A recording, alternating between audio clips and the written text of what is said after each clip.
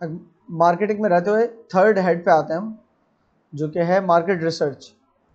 Generally market research के अंदर रहते हुए आपको ये समझना है कि भाई मार्केट रिसर्च क्यों करनी होती है, अपनी मार्केट को आइडेंटिफाई करने के लिए। ठीक है, मार्केट आइडेंटिफाई करने के लिए आपको अलग अलग तरह से टूल्स होते हैं, आपको रिसर्च करना है। फॉर एग्जांपल आप सर्वे करवा लेते हो, ठीक है, अब उसमें भी कुछ बातों का ख्याल रखना, सर्वे करना है तो किस तरह से करना है, सर्वे जिससे करवाए जा रहे वो खुद बायस्ड ना हो, रिसर्च करने वाला कोई एक्सपर्ट होना चाहिए अपनी फील्ड का, जो टेक्निकल पॉइंट्स भी समझता हो। और फिर रिसर्च करते वक्त आपको सैम्पलिंग की जरूरत होती है, आप ऐसे थोड़ी पूरे,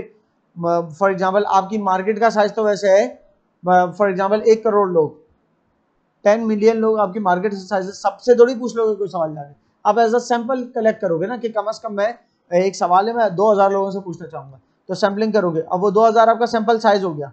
कि आपको लगता है कि ये राइट साइज होगा मुझे ये डिसीजन लेने में मदद करने के लिए कि क्या मुझे फिजिकल रिटेल स्टोर खोलना चाहिए या मुझे ऑनलाइन स्टोर खोलना चाहिए, क्या मुझे फ्री डिलीवरी देनी चाहिए या प्राइस, प्रोडक्ट की प्राइस बढ़ा के फ्री डिलीवरी बेहतर है, या प्रोडक्ट की प्राइस कम रखूं लेकिन डिलीवरी प्राइस साथ अटैच करूं, कौन सी वो, ये हर स्टेप के लिए आप वो रिसर्च करते हो। ठीक है, प्राइमरी रिसर्च भी होती है कि जाकर डायरेक्ट क्वेश्चंस पूछे लोगों से, डायरेक्ट क्वेश्चन फिल कराए, सर्वे किए मार्केट में, या सेकेंडरी रिसर्च भी हो सकती है, ये किसी और की हुई रिसर्च को आप यूज कर रहे हो, जैसे कि अमेजोन की हुई रिसर्च, अमेजोन के पास सारा अपने ऑर्डर दे रहे हैं लोग, ठीक है, तो सारा डाटा जमा हो रहा है, अमेजोन का अपना डाटा है, ठीक है, खैर वो तो रॉ डाटा है, उससे रिसर्च करोगे तो it would be kind of a primary research, कह सकते हो उसका प्राइमरी रिसर्च, या नहीं सेकेंडरी में आएगा, किसी और का डाटा यूज कर रहे हो ना, स्पेसिफिकली अपना डाटा नहीं बना रहे, क्रिएट करें। खैर, तो जो भी रिसर्च टैक्टिक है आप उसमें एक सैंपल साइज चुनते हो कि मैं कितने लोगों से सवाल पूछूंगा, सैंपल साइज हो गया, फिर वो लोग किस नेचर के होंगे, सैंपल कोटा हो गया कि मैं जितने लोगों से सवाल पूछूंगा पता चलता 2000, तो क्या रैंडम किसी भी 2000 लोगों से पूछ लो, तो आपका मेजर कहता नहीं 2000 में से 1000 मेल्स होने चाहिए और 1000 फीमेल्स होनी चाहिए, ठीक है, 2 में डिवाइड होना चाहिए, 1000 तो ये आपने क्या किया, ये आपने कोटा सेट कर दिया कि 1000 मेल होने चाहिए, इसमें रैंडम कोई भी हो, अब उसमें रैंडम कोई भी हो 1000 में से, छोटा बच्चा भी नहीं, अब आपने उस 1000 को भी एज वाइज डिस्ट्रीब्यूट किया कि इन 1000 में से 100 रिस्पॉन्स जो है वो स्टूडेंट्स के होने चाहिए, 100 रिस्पॉन्स जो है वो दुकानदारों के होने चाहिए, 100 रिस्पॉन्स प्रोफेशनल एम्प्लॉइज के होने चाहिए। सही, सो ये तो एक पूरी स्ट्रेटेजी बनती है कि किस तरीके से मार्केट रिसर्च करनी है, फिर उस स्ट्रेटेजी को इंप्लीमेंट करते हो, मार्केट से डाटा कलेक्ट करते हो, फिर उस डाटा के बेस पे आप इन्फॉर्म्ड डिसीजंस लेते हो कि अब उस हिसाब से प्लान करते हो कि किस तरीके से हमें मार्केट को अप्रोच करना है, मार्केट किस तरह की प्रोडक्ट चाहती है ये भी पता चल जाएगा आपको, और साथ में ये भी पता चल जाएगा कि मार्केट किस तरह के चैनल ऑफ डिस्ट्रीब्यूशन चाहती है कि किस जरिए उन तक पहुंचे, और तीसरा ये भी पता चल जाएगा कि मार्केट प्रोडक्ट एग्जैक्टली क्या चाहती है, तो क्या प्रोडक्ट चाहती है, किस रास्ते से उन तक पहुंचे, सही ना, और थर्ड थिंग किस प्राइस पे प्रोडक्ट चाहती है वो भी, ये सारी चीज़ों की इन्फॉर्मेशन आपको मिल जाएगी, ठीक, मार्केट रिसर्च के जरिए। तो ये यूनिट 3 का पहला हेड ये था, यूनिट 3 का दूसरा हेड है मार्केट रिसर्च, उसके ऊपर हम हैं। पिछले वाले में हमने शायद ये मिस कर दिया था, recommend justify appropriate method for market segmentation. Market research, the role of market research and methods used, market research का क्या किरदार है और उसमें क्या मेथड्स इस्तेमाल किए जाते हैं, क्लियर है। तो सबसे पहले तो इसको ना डिस्टिंग्विश किया प्राइमरी और सेकेंडरी रिसर्च में। प्राइमरी रिसर्च वो होती है कि डायरेक्ट आप अपनी टारगेट मार्केट से जो रिसर्च करते हैं, कैसे आप सर्वेस करवाते हैं, डायरेक्ट सवाल पूछते हैं लोगों से, माइक ले आके सवाल कर रहे हो, टीवी एंकर बन गए तो आप कर रहे हो, या फिर आप उसके अलावा क्या कहते हैं बाकी रेस्टोरेंट्स में जाके फॉर्म फिलअप करा रहे हो, या फिर जो कस्टमर्स आपके एग्जिट ले रहे हैं खाना खा के फीडबैक फॉर्म दे दिए उनको, क्या फीडबैक दे दो, ये क्या है, ये प्राइमरी रिसर्च है कि डायरेक्ट आपकी जो टारगेट मार्केट है उनसे डाटा गैदर हो रहा है। सही है, बहुत मुश्किल है वैसे प्राइमरी रिसर्च करना, एक्सपेंसिव होता है, किसी और का रिसर्च किया हुआ डाटा पे काम करना ज़्यादा आसान है। अच्छा, इंटरव्यूज कंडक्ट कर रहे हो आप लोगों से, ऑब्जर्वेशन कर रहे हो कि किसी किस्म की फॉर एग्जांपल खरीदो फरोख्त हो रही है आपके स्टोर के अंदर, तो जो सारी खरीदो फरोख्त हो रही है उसका डाटा कलेक्ट हो रहा है, उस डाटा को ऑब्जर्व करने लग गए फिर आप, तो ये भी सॉर्ट ऑफ प्राइमरी रिसर्च है। तो आप कह सकते हो कि अमेजोन का डाटा अगर मैं यूज कर रहा हूँ ना, तो वो सारा डाटा है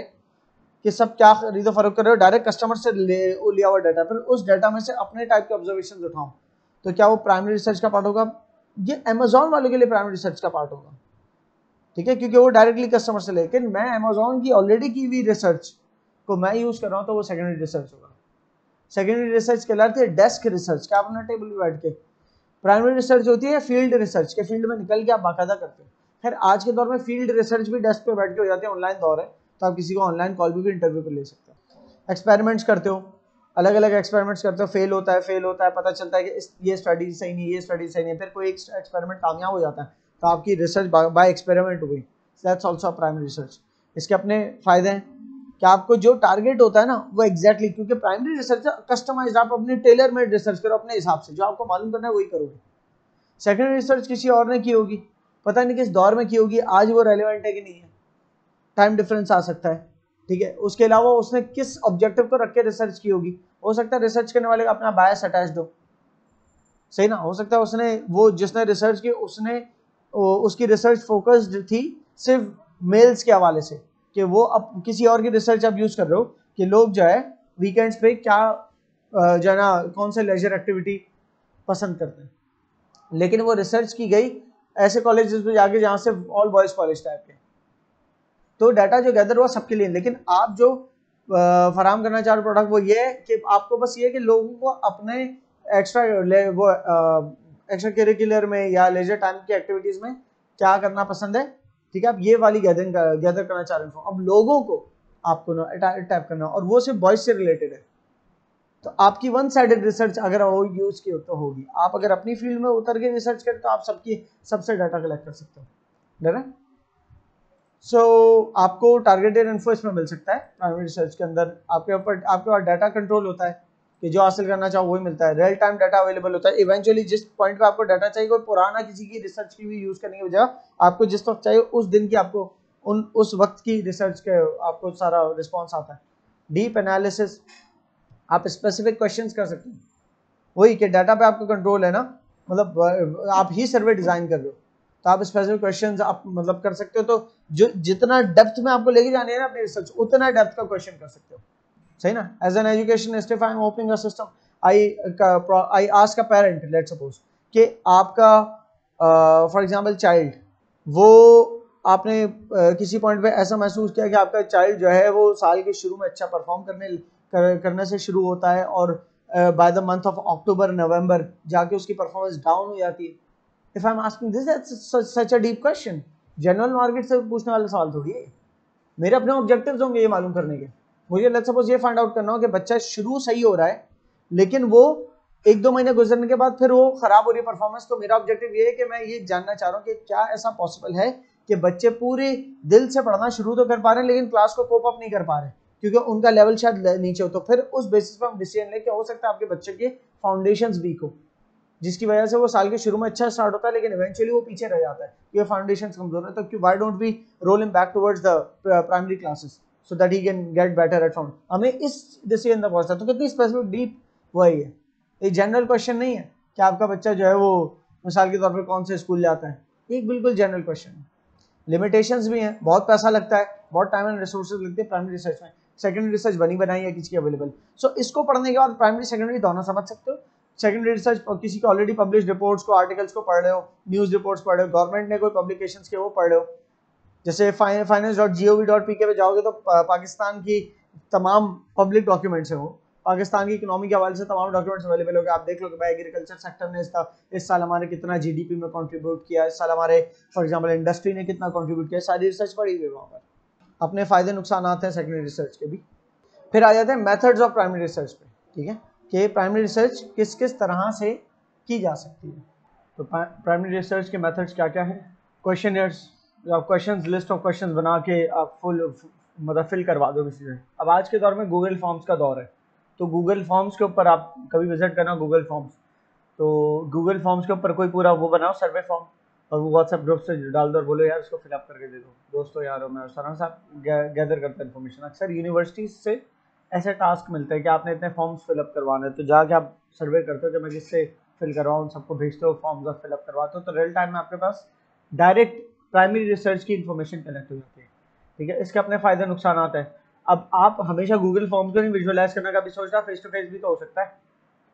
कि फेस टू फेस मुझे क्वेश्चन में फिल कराना पड़े, तो फिर उसके अंदर आपका टाइम ज़्यादा कंज्यूम होगा। गूगल फॉर्म्स तो अब ऐसा हो गया है कि आप जो है ना भेज दो, एक व्हाट्सएप ग्रुप पे सारे लोग भी जमा है, गूगल फॉर्म्स भी भेज दिया, रियल टाइम में सारी इन्फॉर्मेशन कलेक्ट हो गई। तो आज टेक्नोलॉजी ने बहुत आसानी पैदा कर दी है गोया, लेकिन स्टिल एडवांटेज डिसएडवांटेज पढ़ते हुए आपको उस नज़र से पढ़ना है कि अगर हमें फेस टू फेस बाकायदा सबको बांटने पड़ जाए फॉर्म्स तो क्या होगा। ऑनलाइन सर्विस, ये जिस तरीके से क्वेश्चनर्स है ना, सर्विस के अंदर भी आप क्वेश्चनर फिल करा सकते हो, पूरी चेकलिस्ट होती है या सवालात होते हैं जिसके जवाब होते हैं। इसके अलावा ऑनलाइन सर्विस किसी किस्म के आप ये कर सकते हो कि मिसाल के तौर पे आपने अपनी कोई प्रोडक्ट नहीं लॉन्च करने लगे तो आपने उसकी टेस्टिंग करवा दी, एक नया परफ्यूम लॉन्च कर रहे हो, ठीक है, तो आपने उसकी टेस्टिंग करा दी कि यार हम 2 परफ्यूम्स हैं, आप उन दोनों में से बताएं कौन सा बेहतर है। आप कोई क्वेश्चनर फिल नहीं करा रहे, बट एक सर्वे कर रहे हो, सारे दुकानदारों से जाके अपने कुछ सवाल तैयार किए हुए फिलअप करवा सकते हो, या कुछ उनसे पूछ लिया कि आप जो है ना हमें ये बताएं कि आपकी सबसे ज़्यादा चलने वाली प्रोडक्ट कौन सी है, किस मतलब ज़्यादा मेल्स आपके पास आते हैं, फीमेल्स आते हैं प्रोडक्ट खरीदने के लिए, तो इस तरह के सवाल ऑनलाइन सर्विस आप कर सकते हो। इंटरव्यूज़, ये मिलती जुलती चीज़ें। फोकस ग्रुप्स बताता हूँ। फोकस ग्रुप्स ये होता है कि मिसाल के तौर पर ग्रुप डिस्कशंस, ठीक है ना, एक ग्रुप मिल के किसी चीज़ के ऊपर बात कर रहा है और आप अपने आइडिया शेयरिंग कर रहे हैं, ठीक है, तो वो अपने एक्सपीरियंसेस सारे शेयर कर रहे होते हैं किसी हवाले से। तो ऐसा भी हो सकता है जो खुद रिसर्च टीम है वही ग्रुप बना के किसी चीज़ के ऊपर डिस्कस कर रही हो, तो फोकस ग्रुप बन गया। अब ऐसा हो सकता है कि रिसर्च टीम का जो ग्रुप डिस्कशन है वो फोकस ग्रुप कहलाया, उस ग्रुप डिस्कशन से पहले उसके तमाम लोगों ने पहली मीटिंग में डिसाइड किया कि भाई हम एक लिस्ट ऑफ क्वेश्चनर्स और कुछ इंटरव्यूज कंडक्ट करेंगे, सब अपने अपने पैमाने पे जाके वो सब इन्फॉर्मेशन कलेक्ट करके आगे अब वो फोकस ग्रुप मिलके उसके ऊपर बहस कर रहा है, बात कर रहा है, और अब सबकी इन्फॉर्मेशन एक साथ ऑन टेबल आ गई है, तो एक और रिफाइंड आपके पास डाटा आ जाता है कि उसके बेसिस पे कोई अगर आपने डिसीजन लेने हो। देखो डाटा तो रॉ होता है, इंफॉर्मेशन उस डाटा को यूज करने के बाद जब आप काम का वो डिसीजन लेने के लिए कोई काम की रिपोर्ट बनाते हो, समझ लो इन्फॉर्मेशन कह रहा है, ठीक है। मिसाल के तौर पे कोई अगर मुझसे कलेक्ट करता है कि बताया यार इस पूरे साल के बच्चों के जो जो टेस्ट हुए सबके मार्क्स बता दे, मैंने बता दिए, सब बच्चों की सुबह आने के टाइमिंग्स के अंदर कौन सब सारे बच्चे लेट, वो सारे लेट किस किस दिन कितने दफ़ा लेट हुए सब बता दो, वो सारा डाटा, वो के लिए डाटा है, रॉ मटेरियल है वो डाटा एक रॉ चीज़ है, उससे कोई इन्फॉर्मेशन नहीं बन गई। मेरे सामने अगर अटेंडेंस सिस्टम है तो एक रॉ डाटा है जिसके अंदर टाइमिंग्स लिखे हुए सारे। अब उस डाटा को इस्तेमाल करके बच्चों के टेस्ट रिजल्ट्स का इस्तेमाल करके मैं ये देख सकता हूँ कि बच्चों का मोटिवेशन लेवल कितना है अकेडमी के अंदर, राइट। मुझे इस चीज़ पे काम करना है, तो रॉ डाटा उठाया, उस रॉ डाटा के ऊपर अपने हिसाब से मेथड्स अप्लाई किए कि फॉर एग्जांपल जो मिसाल के तौर पे 10 मिनट से ज़्यादा लेट है रोज़ और छुट्टी में सबसे पहले जा रहा है, वो सारा डाटा कलेक्ट किया। फिर वो बच्चा जो क्लास में एंगेजमेंट सबसे कम है, टीचर से पूछा, उसके सबसे कम क्वेश्चन हुए वो कलेक्ट किया, उसके टेस्ट के रिजल्ट सारे दफा कलेक्ट किए, वो सारा रॉ डाटा कलेक्ट अपने तरीके से किया ना, क्योंकि मेरा ऑब्जेक्टिव ये था मुझे ये मालूम करना है कि मोटिवेटेड कौन कितना है, सही है। उसके अंदर ये चीज़ मैंने किसी किस्म के फॉर एग्जाम्पल जाने दी कि जो 1-2 मिनट लेट हो रहा है, उसकी वजह है कि वो जो 1-2 मिनट लेट हो रहा है स्टिल वो आ रहा है टाइम पे। जो बिल्कुल ही कैजुअल ले रहा है ना, उसको छुट्टियां भी कर रहे सब, उससे पता चला वो मोटिवेटेड नहीं है। तो मैं उसमें रहते हुए जितना टॉलरेबल होना चाहिए टाइम उतना इग्नोर कर रहा हूँ, इतना तो टॉलरेबल है, इतना लेट तो कभी ट्रैफिक ज़्यादा होता है, कभी पंचर हो सकती है गाड़ी बाइक जो भी है। तो वो डाटा सारा जो है उसमें से मैं अपने टाइप का डाटा जो मेरे ऑब्जेक्टिव को फुलफिल कर रहा हूँ, रिसर्च ऑब्जेक्टिव फुलफिल कर रहा हूँ, वो सिलेक्ट करके कोई कंक्लूजन ड्रॉ करता हूँ। तो अब वो सारा डाटा आपने इंफॉर्मेशन में कन्वर्ट कर दिया कि एक रॉ डाटा था जिसके अंदर से पिक किया अपने टाइप का डाटा और उसके बलबूते पे कंक्लूजन ड्रॉ किया। Now this data to conclusion मिलके इंफॉर्मेशन बना आपकी, ठीक है। जो पिकअप कर लिया डाटा उसकी बात कर रहा हूँ, जो रॉ डाटा पढ़ा तो as it is. Need for sampling, अच्छा डाटा ऐसे नहीं हर एक से पूरा आप सैंपल कर, इतनी बड़ी पॉपुलेशन होता है जो टारगेट मार्केट है आपकी, ठीक है ना। और पॉपुलेशन का मतलब हरगिज़ जरूरी ये नहीं है कि लोग, पॉपुलेशन का एक मतलब तो होता है लोग, पॉपुलेशन का मतलब ये भी हो सकता है फॉर एग्जांपल मैं एनिमल्स के ऊपर कोई रिसर्च कर रहा हूँ, तो सारे एनिमल्स पे रिसर्च कर रहा हूँ पूरी दुनिया में, मिसाल के तौर पे जो है ना करोड़ों की तादाद में काउज है, तो करोड़ों की एक एक काउ के ऊपर थोड़ी वो एक्सपेरिमेंट करूंगा कोई, मैं कुछ एक सैंपल साइज उठाऊंगा, सही ना। मिल्क मैं ये देखना चाहता हूँ कि स्पेसिफिक टाइप ऑफ फूड खिलाने से काउ मिल्क में कितना इजाफा होता है, तो उसमें दुनिया की तमाम मिल्क देने वाली गाय नहीं उठाऊंगा मैं, बल्कि एक सैंपल उठाऊंगा, ठीक है, एक सैंपल ऑफ काउ सेलेक्ट करूंगा, उनको वो फीड दूंगा और उसके बाद देखूंगा मिल्क की यील्ड में क्या फर्क आ रहा है। क्लियर। तो वो जो मेरे लिए गाय जितनी मैंने सेलेक्ट की है ना, वो मेरी पॉपुलेशन टारगेट तो दुनिया भर की तमाम गाय है, लेकिन उसमें से जो मैंने सेलेक्ट किया वो सैंपल है, पॉपुलेशन का एक सैंपल है जो पूरी पॉपुलेशन को रिप्रेजेंट करता है। क्लियर? क्योंकि जो चीज इनमें सक्सेसफुल हो गई वो कह सकते हैं बाकी तमाम काउज में सक्सेसफुल हो जाएगी, लेकिन यकीनी तौर पे नहीं होगी है। आपने जब सैंपल सेलेक्ट करते हुए इस चीज का ख्याल रखना है कि सैंपल जो आपने सेलेक्ट किया है वो आपकी पॉपुलेशन को पूरे तौर पे मतलब मोस्टली रिप्रेजेंट करता है कि नहीं। अब आपने सैंपल सेलेक्ट किया सिर्फ सिंध की गायों का,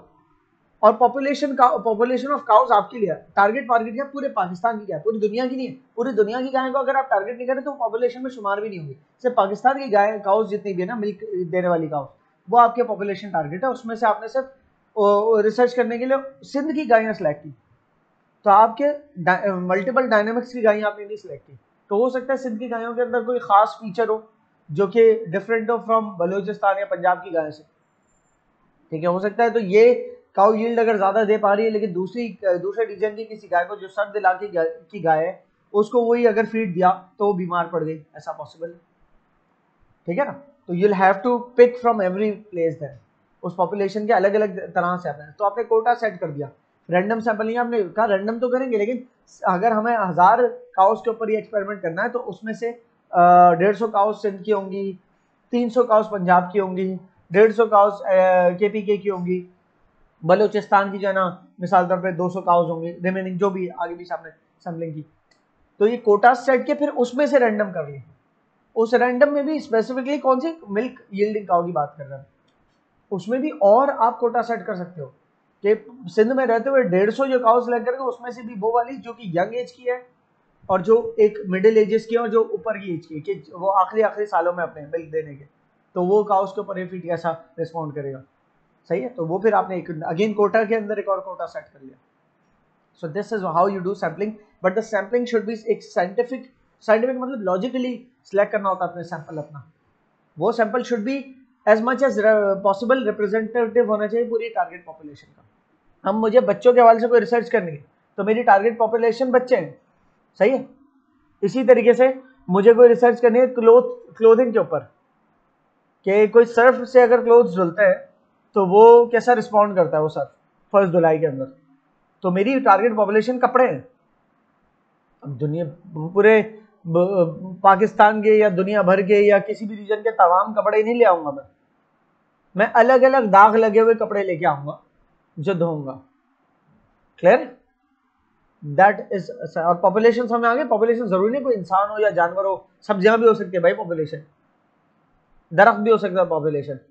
तो मिसाल के तौर पे आपने एक दवाई बनाई दरख्तों से कीड़ा मारने की या दरख्तों को जल्दी अच्छा ग्रो करने के हवाले से, तो आपके लिए तमाम दरख्त जो है वो पॉपुलेशन हो गए, उसमें से फिर आपसे एक सैंपल बनाते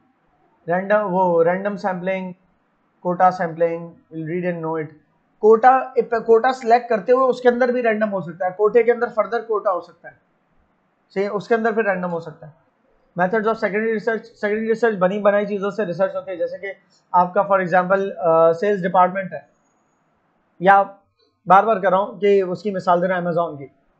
अमेजोन के जो सारा सेल डेटा है ना आप उसको सेकेंडरी में ही रखो, खुद अमेजोन के लिए भी सेकेंडरी में रखो बल्कि,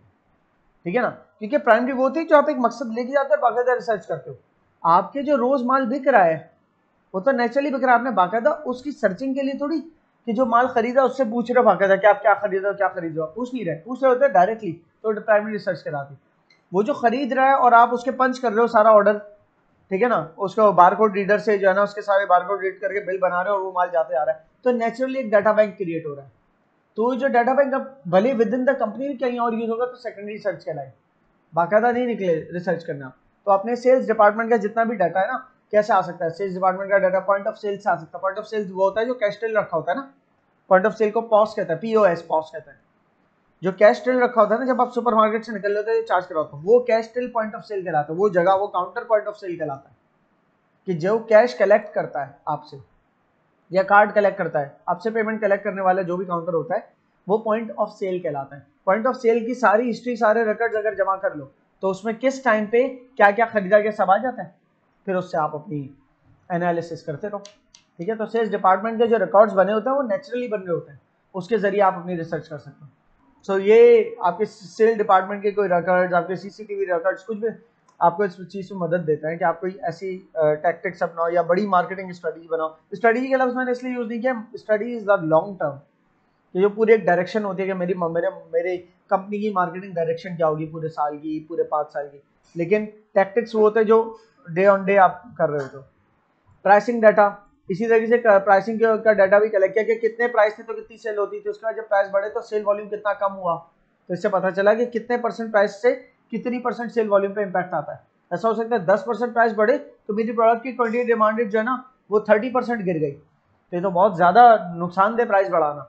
सेल्स वॉल्यूम बहुत कम हो गया मेरा, अगर मैं मिसाल तौर 1000 यूनिट्स बेचता था तो अब 700 यूनिट्स खाली बेचता हूँ। तो पहले अगर 100 रुपए के 1000 यूनिट बेचता था तो 1 लाख की सेल करता था। अब 10% प्राइस गिरे, 90 रुपए हो गया प्राइस, ठीक है। 90 रुपए में बढ़े 110 रुपए प्राइस हो गए। तो पहले जब 100 रुपए प्राइस थे तो 1000 यूनिट बेचता था तो 1 लाख की सेल करता था, राइट। अब 100 से 110 प्राइस हो गए, तो 10% प्राइस बढ़ने से 30% क्वांटिटी डिमांडेड गिरी, तो 1000 से 700 यूनिट सब बिकने लगे, तो ये 77,000। तो आपको लग रहा होगा प्राइस ज्यादा चार्ज करो, ज्यादा कमा रहा हूं, लेकिन सेल वॉल्यूम इतना कम हो गया आपका, ठीक है ना, कि लाख की सेल पहले थी तो ज्यादा प्राइस चार्ज करके भी और कम उल्टा सेल कर लो, 77,000 की सेल कर लो। तो प्राइसिंग डाटा के हिसाब से कि कितने प्राइस बढ़ाने से कितना सेल पे इम्पैक्ट आता है, कितने प्राइस कम करने से कितनी सेल बढ़ती है, इसके ऊपर भी फिर एनालिसिस करके आप वो स्ट्रैटेजी करते हो, अपनाते हो कि यार मुझे कितने प्राइस में प्रोडक्ट बेचनी है। कस्टमर रिकॉर्ड्स के, कस्टमर मिसाल के तौर पे आप कस्टमर्स की परचेजिंग हिस्ट्री क्या है, जो कोई कार्ड अपना चार्ज करता है या फिर फॉर एग्जांपल किसी सुपर स्टोर का लॉयल्टी कार्ड है वो चार्ज कर होता है ना, उससे बहुत बड़ा फायदा है। कोई बंदा कैश दे रहा है तो उसके आप वो एसोसिएट नहीं कर सकते ना उस बंदे के साथ कि ये बंदे की परचेजिंग बिहेवियर क्या है, क्योंकि वो तो कैश देके, एक होता है ना अपना कार्ड चार्ज करा रहा है, तो आप चलो एसोसिएट कर सकते हो, जिसने अपना कार्ड चार्ज करा क्रेडिट कार्ड, तो उसकी क्रेडिट कार्ड के साथ जो इन्फॉर्मेशन है उस इन्फॉर्मेशन वाला बंदा क्या क्या लेके गया इस महीने और किस तारीख को लेके गया, अगले महीने भी उसी तारीख के आसपास लेके गया, अगले महीने भी। तो ये डाटा बता रहा है कि ये महीने के एंड में यूजुअली या महीने के बिगनिंग में या महीने के मिडिल में जो भी इसकी डेट्स है परचेजिंग करता है, और यूजुअली ये बंदा ये चीजें लेके जाता है, तो उसको इन्हीं चीजों की जब भी डील जाए तो मैसेजेस पहुंचाए, ठीक है ना, टारगेट कर गए। लेकिन वो लोग जो कैश लेके आते हैं उनके साथ एसोसिएट नहीं कर सकते क्योंकि उनकी कोई हमारे पास इंफॉर्मेशन ही नहीं है, ठीक है। या तो ये हो कि कैश काउंटर जो कैश रिसीव कर रहा है वो कह रहा है कि सर आप अपना नंबर बता दें ऑर्डर पंच करते हुए, तो हर कोई नहीं बताता, जो नंबर बता दे तो उस बंदे का नाम और नंबर के साथ उसने क्या परचेज की किस वक्त, वो तो मैनुअल रिकॉर्ड हो गया। लेकिन अगर वो भी तरीके का ना हो तो फिर लॉयल्टी कार्ड्स निकालता है, लॉयल्टी कार्ड देते हैं कि बंदा इसमें आपको पॉइंट्स मिलेंगे, तो क्या बंदा परचेज करके आ रहा है, भले अपना कार्ड चार्ज नहीं कर रहा क्रेडिट कार्ड, लेकिन लॉयल्टी कार्ड दे रहा है उसको पॉइंट्स मिल रहे हैं, लेकिन वो लॉयल्टी कार्ड के ऊपर नाम लिखे ना इस बंदे का लॉयल्टी कार्ड है, तो ये बंदा इस तारीख में ये लेके गया, तो भले अब क्रेडिट कार्ड नहीं भी है तब भी इन्फॉर्मेशन एसोसिएट कर पा रहे हैं, सही, ताकि हम टारगेटेड मार्केट कर सके उसके ऊपर। सो कस्टमर्स के रिकॉर्ड्स, उनकी परचेजिंग हिस्ट्री, उनकी प्रेफरेंसेस निकलती है उसमें से, फिर कस्टमर को फीडबैक फॉर्म देते हैं कि आप भर के दें अपना फीडबैक फॉर्म, ठीक है। तो कस्टमर को अगर डायरेक्टली आपने जो आपका रेस्टोरेंट का कस्टमर है उससे फीडबैक फॉर्म भरा दे तो ये तो डायरेक्ट रिसर्च हो गई, डायरेक्ट मतलब प्राइमरी रिसर्च। लेकिन किसी के बने बनाए फीडबैक फॉर्म्स आप ले रहे हो, कहीं डाटा अपलोडेड है कि कस्टमर रिव्यूज क्या होते हैं या फेसबुक के ऊपर रिव्यूज क्या चल रहे हैं, तो वो कलेक्ट कर रहे हो, वो फिर आपकी क्या कहलाई, सेकेंडरी रिसर्च कर रहा है कि किसी ने कहीं और रिव्यू दिया और वो डाटा आप कलेक्ट कर रहे हो। डेमोग्राफिक का मतलब पॉपुलेशन के फीचर्स, एज, जैसे एज बहुत बड़ा एक फीचर है, या किस लोकेशन पे कौन सी पॉपुलेशन ज्यादा रहती है, या कितनी पढ़ी लिखी कहाँ पॉपुलेशन है, सारे डेमोग्राफिक्स होते हैं पॉपुलेशन के। तो अगर कस्टमर के डेमोग्राफिक से आपके पास डाटा है, गवर्नमेंट साइट से निकलता है कि फॉर एग्जांपल कराची के अंदर कितनी % पॉपुलेशन है, उसमें से कितनी एज ग्रुप के कितने % है, ठीक है। तो उस डाटा के हिसाब से आप होगा कि यार कराची के अंदर यंग जनरेशन ज्यादा है, रिलेटिवली आप किसी और रीजन में चले वहां पता चला वहां पर एजिंग पॉपुलेशन ज्यादा है और आपकी प्रोडक्ट है एजिंग पॉपुलेशन वाली, तो आप अपनी प्रोडक्ट को उस रीजन में ले जाके बेचोगे जहां पर बड़ी उम्र के लोग हैं, ठीक है। तो ये डाटा सारा कहां से आएगा, ये गवर्नमेंट के स्टैटिस्टिक्स होता है सारे, वहां से आता है। आपका फाइनेंस डिपार्टमेंट, आपके ही कंपनी के अंदर जिस तरह सेल्स डिपार्टमेंट के पास कस्टमर के तमाम रिकॉर्ड्स होते हैं, फाइनेंस डिपार्टमेंट के पास सारे प्रॉफिटेबिलिटी और कॉस्ट और ये वाले रिकॉर्ड्स होते हैं कि प्रोडक्ट खरीदने में या बनाने में हमें कितने की पड़ी, बेची तो कितना मुनाफा हुआ, ये इस टाइप के तमाम रिकॉर्ड्स फाइनेंस डिपार्टमेंट के पास होते हैं। तो उनके रिकॉर्ड्स के बेसिस पे भी तो डिसीजन मेकिंग होती है ना कि अगली प्रोडक्ट हमें किस प्राइस पे बेचनी है तो हमें कितना प्रॉफिट होगा, कितने कॉस्ट के अंदर अंदर रह के हमें बनानी है प्रोडक्ट, ठीक है, ये सारा। External sources of secondary data. अच्छा, ये तो थी इंटरनल सोर्सेज ऑफ डाटा, ठीक है ना। Internal sources of secondary data, secondary research के लिए जो डाटा है ना, एक तो होता है इंटरनल आपके पास, तो सारी मिसालें इंटरनल थी, ठीक है ना। इसमें कस्टमर फीडबैक जो लिखा हुआ ना यहाँ पर, ये आप किसी और की फेसबुक के अंदर के फीडबैक नहीं देख रहे, आप अपनी प्रोडक्ट के जो फीडबैक लोग दे रहे हैं ना, वो है ये। और आप इसमें कहो जर भाई प्राइमरी रिसर्च नहीं, आपने फीडबैक मांगे नहीं थे, वो खुद ही दे रहे हैं। एक होता है ना, आपने खुद फीडबैक फॉर्म भरवाया, क्या हमारे ये है, मतलब ये चीजें थी, इसको भर के दो, तो ये सॉलिसिटेड है। सॉलिसिटेड वो होता है जो मांगा गया, जो मांगा गया और फिल हुआ तो प्राइमरी रिसर्च होता। खुद ही आके हमारी वेबसाइट के ऊपर या हमारी फेसबुक पेज के ऊपर अगर रिव्यूज दे रहे हैं तो वो भी फीडबैक हम कलेक्ट, लेकिन वो हमारे इंटरनल, स्टिल अभी तक हम सेकेंडरी रिसर्च अपने इंटरनल डॉक्यूमेंट से ही कर रहे हैं। कभी फाइनेंस डिपार्टमेंट की इन्फॉर्मेशन उठाई, कभी सेल्स डिपार्टमेंट की उठाई, कभी कस्टमर के रिव्यूज उठाए। Clear? Secondary research external document से भी हो सकती है कि हमारी तरह का कॉम्पिटिटर हो, उसके रिव्यूज क्या आ रहे हैं, न्यूज़पेपर में क्या छप रहा है, गवर्नमेंट स्टैटिस्टिक्स क्या है। अच्छा, तो ऊपर मैंने गवर्नमेंट स्टैटिस्टिक्स का भी जब डेमोग्राफिक्स वगैरह की इन्फॉर्मेशन दी, तो गवर्नमेंट स्टैटिस्टिक्स को अगर यूज कर रहे हो तो वो आप एक्सटर्नल डाटा हो गया, आपका अपना इंटरनल ही हुआ। देखो प्राइमरी रिसर्च में तो इंटरनल एक्सटर्नल की बहस ही खत्म ना, वो तो आप खुद जा रहे हो ना लेने, वो तो हुआ ही इंटरनल, आप तो बाकायदा सवाल पूछने जा रहे हो। लेकिन सेकेंडरी डाटा के अंदर भी आपके अपने इंट्रा डिपार्टमेंट्स का डाटा एक दूसरे से शेयर हो सकता है, तो वो सेकेंडरी रिसर्च हुई, क्योंकि आप बाकायदा कोई रिसर्च नहीं करने गए, हुई सारे रिकॉर्ड्स हैं, उन्हीं को उठा के आप कोई डिसीजन मेकिंग कर रहे हो। और इसके अलावा विद इन द ऑर्गेनाइजेशन के अलावा सेकेंडरी रिसर्च आप एक्सटर्नली भी कर सकते हो, कि गवर्नमेंट के जितने डाटा है, न्यूज़पेपर में, मैगजीन्स वगैरह में कुछ ना कुछ छपा हुआ है, ठीक है। और सबकी मिसालें यहाँ पर दी हुई हैं। जैसे मार्केट रिसर्च एजेंसीज बाकायदा होती हैं, उनसे उनकी रिसर्च खरीद ली, उनका रिसर्च डाटा खरीद लिया, क्या वो भी ऐसे नहीं बेचते। अगर हमें इस 2023 के अंदर 1 जुलाई से लेकर 31 अगस्त तक का हमें डाटा चाहिए, ऑनलाइन सोर्सेज डाटा कलेक्ट करने की बेतहाशा है। You'll read it, you'll know it, बार बार ये मैं बोलूंगा, you read it and you'll know it, सोचना इसकी शॉर्ट फॉर्म बना दो। Factors influencing the accuracy of market research data, market research data जो है उसकी एक्यूरेसी किस चीज़ पे डिपेंड करती है, आपके सैंपल पे डिपेंड करती है, कि सैंपल का साइज आपने अप्रोप्रिएट चुना, बहुत छोटा सैंपल साइज तो नहीं है, और जो सैंपल साइज चुना है वो लॉजिकली जो आपका ऑब्जेक्टिव है, रिसर्च ऑब्जेक्टिव है, उन्हीं रीजन से सैंपलिंग की है कि नहीं, मतलब कोटा सेट किया कि नहीं, उन्हीं उसी तरह के लोगों तक आपने अपने सवालात पहुंचाए और डाटा कलेक्ट किया कि नहीं। तो आपके, अगर आप चाहते हो कि रिसर्च के जो रिजल्ट है वो एक्यूरेट आए, तो इस बात पर डिपेंडेंट है कि आपके सैंपल भी फिर एक्यूरेट होने चाहिए। Sample in terms of size भी एक्यूरेट होने चाहिए, in terms of quota setting भी एक्यूरेट होने चाहिए। ये नहीं कि आपने रैंडम ही कर दिया सब, आपको स्पेसिफिक एक मार्केट सेगमेंट से चाहिए, तो आप वो कोटा सेट करो कि उसी मार्केट से मुझे डाटा चाहिए रिसर्च का। क्वेश्चन डिजाइन पे डिपेंड करता है कि आपका क्वेश्चन आपने जो क्वेश्चन मार्केट में दिए हैं भरने के लिए, उससे भी तो रिसर्च आए, तो वो कितना एक्यूरेट आंसर है वो डिपेंड करता है क्वेश्चन पे। यहाँ पर मिसालें दी हुई हैं, are you happy with our tech support, ठीक है ना, कि आप 1 से 5 पे स्केल करें। एक होता है आर यू हैप्पी, सिर्फ ये होता यस और नो, और एक होता है आप रेट करें 1 से 5 पे, तो और स्पेसिफिक होता है, उसमें भी आप रेट करवा दें कि हमारी जो सपोर्ट है उसके अंदर टोन, टाइम, कि जो बंदा बात कर रहा है, आपको कस्टमर सपोर्ट दे रहा है, वो किस टोन में बात कर रहा है, उसको रेट करें आउट ऑफ 5। वो कितना आपको टाइम, कितने टाइम के अंदर आपकी क्वेरी सुलझा रहा है, उसको रिजॉल्व करें। आपको कितने, आपको जो है ना वेटिंग टाइम कितना लगा, उसके ऊपर स्टार्स दें हमें, अलग अलग चीज़ों पे स्टार्स, लेकिन इतना ज़्यादा भी लंबा नहीं हो कि अगला बंदा फिल ही ना करे। आपके क्वेश्चंस की वर्डिंग्स जो है ना वो स्ट्रेट फॉरवर्ड, एक ऐसी लैंग्वेज होनी चाहिए जो आपका ऑब्जेक्टिव अचीव करे, ऐसे वर्ड्स नहीं होने चाहिए बहुत ही जेनरिक से। मिसाल के तौर पे आपको मालूम करना है कैंपिंग पसंद है लोगों को कि हाइकिंग, आप पूछो भाई आउटडोर एक्टिविटीज जो है आप एंजॉय करते हो, आपका असल ऑब्जेक्टिव ये मालूम करना था कि क्या आप वीकेंड पे अगर 2 ऑप्शन हो, हाइकिंग या कैंपिंग, तो उसमें से क्या करना चाहोगे,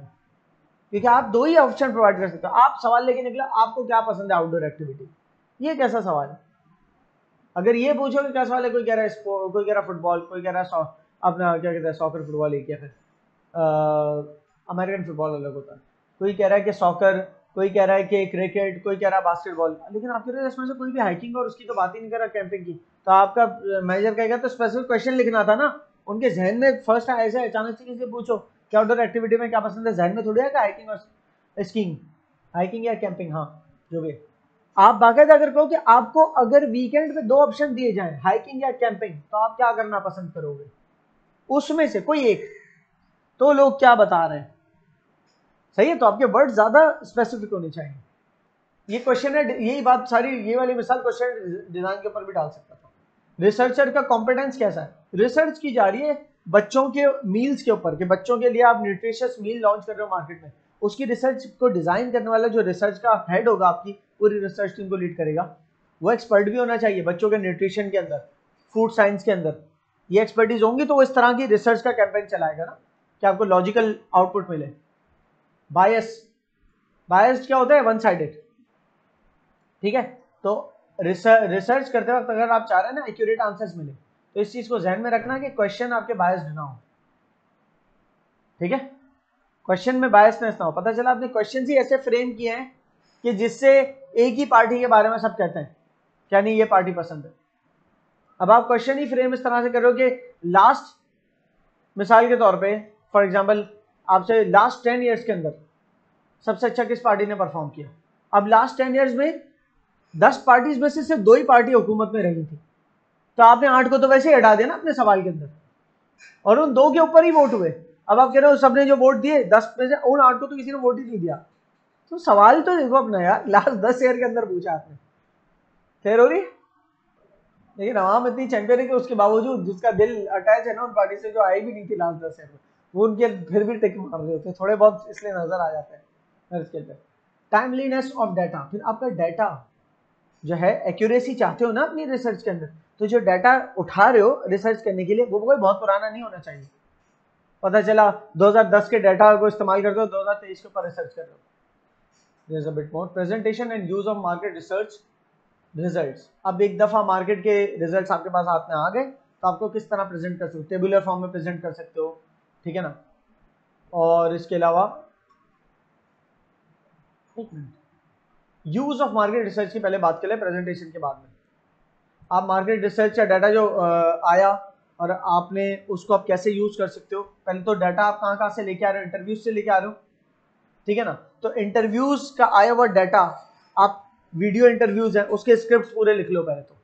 कि इस इंटरव्यू के अंदर मेन क्या बात हुई, आगे पीछे की बातें भी होंगी ना, तो काम के पॉइंट्स आपने नोट डाउन कर दिए ना। तो आपने इंटरव्यूज के जरिए रिसर्च करनी, तो उनके ट्रांसक्रिप्ट बना लिए खुद ही, पूरे ट्रांसक्रिप्ट भी बनवाए, की पॉइंट्स बना लिए, ठीक है। और आज के दौर में तो ऐसे सॉफ्टवेयर है जो 2-2 घंटे की वीडियो क्या आप अगर उनको बोलो ना ट्रांसक्रिप्ट लिख के दे दो, ट्रांसक्राइबर आई थिंक सॉफ्टवेयर का नाम है, तो वो आपको पूरा की पॉइंट ट्रांसक्रिप्ट लिख के दे देगा, आपके काम की कंक्लूजन बना के दे देगा कि समरी क्या पूरी वीडियो। तो आप उसमें वीडियो से डाटा उठाना तो ट्रांसक्रिप्ट निकाल लो उसमें से। सर्वे फॉर्म्स है तो सर्वे फॉर्म से जो फिलअप हुआ है क्वेश्चन का आंसर, वो एक तरफ टेबल के अंदर जमा कर लो। तो इस तरह से सारी ऑब्जर्वेशंस और सारे कलेक्शन आप जमा करते हो डाटा फॉर्म में, और उसके बाद उसको प्रेजेंट करते हो। या डाटा फॉर्म में उसको पहले तो कलेक्ट किया, क्योंकि कुछ वीडियो में, कुछ ऑडियो में, कुछ सर्वे फॉर्म्स, अलग अलग फॉर्म्स में डाटा है ना। अब उसको वन पेज, सिंगल पेज लेके आना है। किसी ने ऑडियो में आपको बताया कि यार मैं जो है ना फॉर एग्जाम्पल बिरयानी खाना पसंद करूंगा, किसी ने सर्वे फॉर्म के अंदर फिलअप करके बिरयानी को टिक मारा, सही ना, कि हो सकता है कोई ऑडियो रिकॉर्ड्स मौजूद हो किसी के। तो वो सारा आपने जब टेबल बनाया बिरयानी या फास्ट फूड, तो उसमें बिरयानी के जहां जहां जिक्र हुआ टिक बिरयानी पे लगे, और जहां जहां फास्ट फूड जिसने कहा है वो फास्ट, तो वो अलग अलग जगह से डाटा ऑन सिंगल टेबल ले गया। अब उस टेबल को आप टेबल के तौर पे प्रेजेंट करो, या फिर उस टेबल को आप ग्राफिकल रिप्रेजेंटेशन दे सकते हो। ग्राफिकल रिप्रेजेंटेशन मतलब ग्राफ्स वगैरह बना के, ठीक है। And I just pass it through. अब वो पीछे सारी बातें हुई है, यू विल रीड इट, और उसको जो है ना क्या आप ये देखो सारे फॉर्म बताया हुआ किस तरह से प्रेजेंट हो सकता है डाटा। आपके फील्ड फॉर्म की सूरत में आपके पास आ सकता है, टेबल्स की फॉर्म में, चार्ट्स और ग्राफ्स फिर आप बना सकते हो। टेलीमार्क्स यूज कर सकते हो। टेलीमार्क्स देखें, टेलीमार्क्स से होते हैं कि बहुत ही कोई मैनुअल एफर्ट से आज के दौर में होती भी नहीं है, लेकिन टेलीमार्क्स दिखा देता हूँ। ये केवमैन के दौरों में हुआ करते थे, स्टैट्स के अंदर यूज होते हैं। एक 5 का पैकेट बन गया, हाँ भाई आप क्या खाते हैं बिरयानी, आप क्या खाते हैं बिरयानी, आप क्या खाते हैं बिरयानी, 5, और 5वां बंदा बिरयानी खाता है, टेक एक 5 का पैक बन गया। तो एक एक करके नहीं गिनना पड़ा, सही ना। ये टेलीमार्क्स के जरिए भी होता है। फ्रीक्वेंसी टेबल्स वगैरह पढ़ोगे तो शायद थोड़े बहुत काम हो जाएगा, वहां भी काम नहीं आएंगे, टेलीमार्क्स को इतना इस्तेमाल होता नहीं है। Draw conclusions from analyse data, अब वो जो एनालिसिस कर लिए, प्रेजेंट हो गया डाटा सब कुछ, अब उसमें से कंक्लूड कर लो। उसका कंक्लूड अगर लिखत में चाह रहे हो पूरे तौर पे किसी और को देना है कंक्लूजन बना के, तो आप उसको इंट्रोडक्शन पहले दे दो, पैराग्राफ डालोगे कि भाई हमने जो है ना रिसर्च की है, उस रिसर्च का हमारा पर्पस क्या था, उस रिसर्च में हमने सैंपल क्या यूज किया, ठीक है, और ये बताओ कि सैंपल यूज किया है, कि ये 100% एक्यूरेट नहीं हो सकती क्योंकि 100% पॉपुलेशन से नहीं मालूम किया हमने। इस रिसर्च में स्पेसिफिक सैंपल यूज किया जिसमें कुछ कोटा सेट किया, उसके अंदर रैंडम सैम्पलिंग की है और उसको उस सैम्पलिंग की लॉजिक बता दो कि हमने ऐसा क्यों किया। उसका डाटा की डिस्क्रिप्शन दोगे कि हमने डाटा कलेक्ट किया तो उसमें से कितना क्वांटिटेटिव डाटा कितना क्वालिटेटिव डाटा है। क्वांटिटेटिव वो जो क्वांटिफाई किया जा सकता है, जैसे आप कितने आम खा चुके, ये क्वांटिफाइबल है। आपको आम कितना अच्छा लगा, ये क्वालिटेटिव है, अच्छा बुरा यू नो। उसमें जो बंदा बात भी करेगा वो सब्जेक्टिव सी होगी, मतलब उसकी अपनी जजमेंट, क्या आप समझ लो 10 में से 8 पॉइंट जितना अच्छा लगा, वो एक सब्जेक्टिव बात है। क्वांटिफाई फजूल का करने वाली बात है, मतलब वो रियल नहीं है। सोर्सेज ऑफ डाटा, फिर कहाँ कहाँ से वो डाटा आया, क्वांटिटेटिव जो था या क्वालिटेटिव था वो कहाँ कहाँ से रिसीव हुआ। ठीक है, आपके लिए सबसे ज्यादा ट्रस्ट वर्दी पार्टी कौन सी है, बता रहे हैं आप मेरे लिए ट्रस्ट जिसको मैं सबसे ज्यादा ट्रस्ट करता हूँ वो फला पार्टी है, XYZ पार्टी है। तो ये क्वालिटेटिव डाटा है, मैं सबसे ज्यादा ट्रस्ट किस पे करता हूँ, क्वालिटेटिव है, क्वांटिटेटिव डाटा नहीं। ठीक है, आपको क्या लगता है कि आपके मतलब सबसे ज्यादा कौन सी पार्टी ने वोट लिए, तो उसके बंदे के बाद रिसर्च हो कहेगा पार्टी एक्स ने इतने 1000 वोट लिए हमारे हल्के से, पार्टी वाई ने इतने 1000 वोट लिए, ये क्वांटिटेटिव हो गया। अगला यूनिट होगा आपका, अगला यूनिट नहीं, यूनिट 3 जो आपका चल रहा है मार्केटिंग, उसका अगला जो हमारा हेड है वो है मार्केटिंग मिक्स।